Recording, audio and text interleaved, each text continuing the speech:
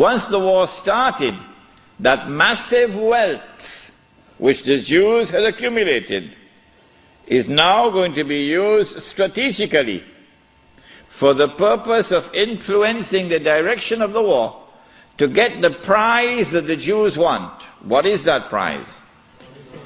To destroy the Ottoman Islamic Empire, dismantle it, and to cut off the head of Islam, namely destroy the Khilafah. That's the prize they're after. The next prize is to liberate the Holy Land and to get the Holy Land for themselves. This is the prize they're after. Britain, with this newfound wealth and with the assistance of the United States, now has a new lease of life, and the war now takes on a direction that the Jews wanted from the first place. It is in 1916 that Jassasa went to work with British spies in Arabia. Lawrence of Arabia, of course, is the most well-known of them. These British spies were sent into Arabia, posing as Muslims. And they went to two actors in Arabia, two.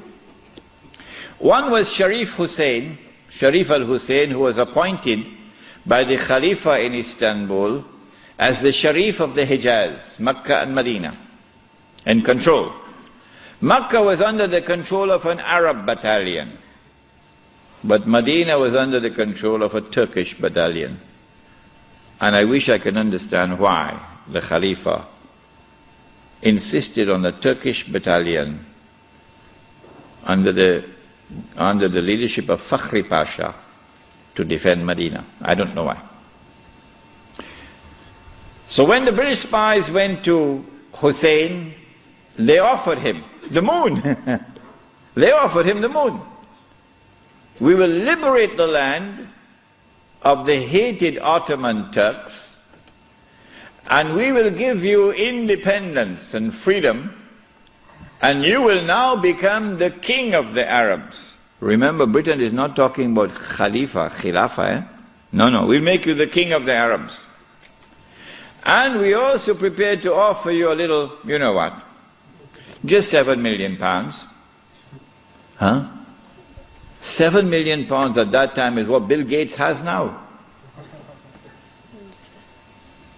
Sharif Hussein, the great-great-grandfather of Abdullah in Jordan now, then betrayed the Prophet Muhammad ﷺ, betrayed 1400 years of history of this ummah, violated the plain and clear command of Allah subhanahu wa ta'ala in the Quran in Suratul Ma'idah, in which He commanded us, Ya ayyuhalladhina amanu la tattakhizul yahuda wan nasara awliya.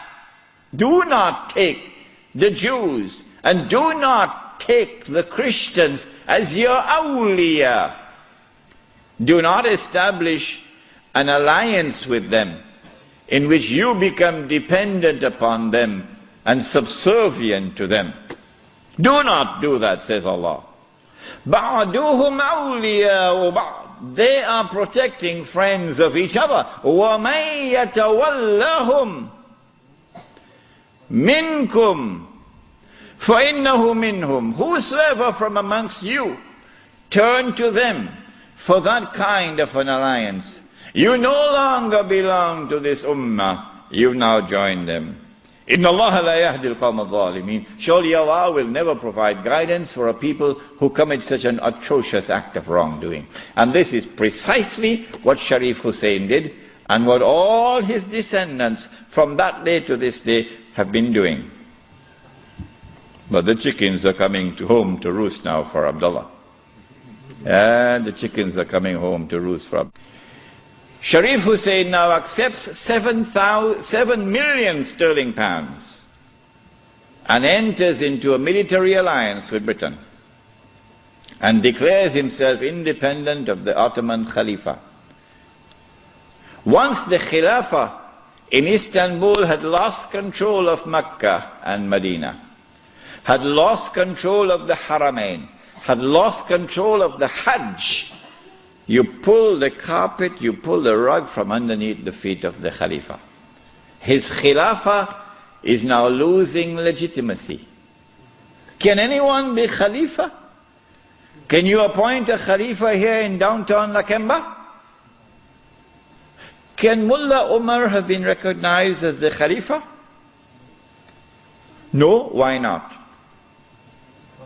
Because when the Hajj comes, Amirul Mu'mineen Mullah Umar will have to apply for a Saudi visa to perform the Hajj. Huh? And if the Saudis reject the visa, the Khalifa can't perform the Hajj. Alright? And so the British calculated, if we can wrest control of the Haramain and the Hajj away from the Khalifa in Istanbul, then the legitimacy of his Khilafah will begin to crumble. And so this was 1916. The British spies then went to the second actor in the Arabian Peninsula. I mean, Britain has a PhD in deception. If you want to destroy the Khilafah, okay, you have to make sure that it cannot be restored. How can you take the entire world of Islam with so many ulama and ensure that not only is the Khilafah destroyed, but it cannot be restored? That's a tall order. How to do it? The answer is, you not only have to liberate the Haramain from the control of the Khalifa in Istanbul, but you have to put it in the control of those who will not themselves claim the Khilafah and will not allow anyone else to claim the Khilafah. And so long as these people keep control of the Haramain and the Hajj, the Khilafah can never be restored. Simple, isn't it? Simple, isn't it? And so that was why they had to make the trip to Riyadh to meet, what's his name?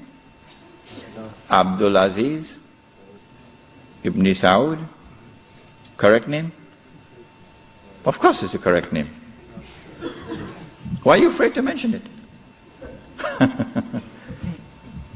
But Abdul Aziz Ibn Saud did not control the Hijaz. So he couldn't command the check for £7 million. Huh? He had to be content with something less than that. So what the British offered to him was, if you would sign the same kind of agreement with us and violate the specific command in the Quran and betray Allah and His Messenger and betray the Ummah, if you will do that, we pay you £5,000 a month. Would you accept that? Abdul Aziz says yes. Yes. If you would sign the same kind of agreement with us and violate the specific command in the Quran and betray Allah and His Messenger and betray the Ummah, if you will do that, we pay you £5,000 a month. Would you accept that? Abdul Aziz says yes. Yes. كان يهاد الإنجليز على حساب القوة الضاربة الموجودة في داخل بلاده اللي هي الأتراك. هل صحيح كان يتقاضى راتب من البريطانيين؟ نعم، كان يتلقى راتب، وكان الراتب هذا هو، أنا من وجهة نظري الآن لما أنظر هذا الراتب هو مثل القروض التي تمنح من الدول الغنية للدول الفقيرة. يعني لم يكن هذا الراتب بمثابة يعني إسكات للملك أو يعني نوع من شراء الولاء؟ ممكن أنه هدف الإنجليز طبعا معقول يعطوا راتب 5000 جنيه في ذلك الوقت الإنسان في الصحراء مبلغ ضخم، هل ممكن يعطوه هكذا لوجه الله؟ لا، هم يعطوه لغرض في نفسه. يعني لم يكن هذا الراتب بمثابة يعني إسكات للملك أو يعني نوع من شراء الولاء؟ ممكن أنه هدف الإنجليز طبعا معقول يعطوا راتب 5000 جنيه في ذلك الوقت الإنسان في الصحراء مبلغ ضخم، أن ممكن يعطوها كذا لوجه الله، لا، هم يعطوه لغرض في نفسه. And in 1916, Abdulaziz ibn Saud signed an agreement with Britain. Yes. Which made of him a military ally of Britain, subservient to Britain. But when the Ikhwan, who were his military force, questioned him, how can you sign this agreement with Britain? And how can you accept this money from Britain, £5,000 a month? Abdulaziz ibn Saud says, this is jizya. Jizya is what they pay to me because I control them. It was dust in their eyes and they swallowed it. And so Abdulaziz ibn Saud got away with it. Massive betrayal, and a very dangerous plan is now in place.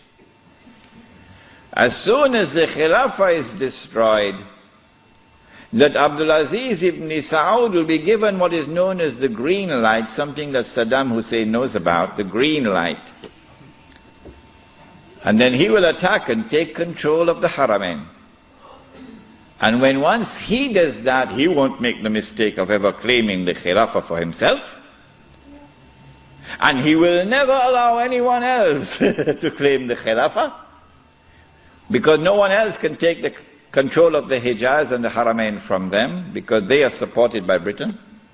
And so goodbye to the Khilafah.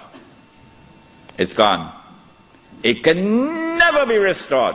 Never, never, never be restored. So long as Britain and the United States of America underwrite the security of the Saudi state, you can never, never, never restore the Khilafah. By 1919, the Ottoman Empire was in shambles, falling apart. And a British army under General Allenby, with many Arabs and Punjabi Muslims fighting faithfully under his control, attacked the Turkish garrison which was defending Jerusalem, defeated it, and liberated the Holy Land. This was a joyous day for the Jews.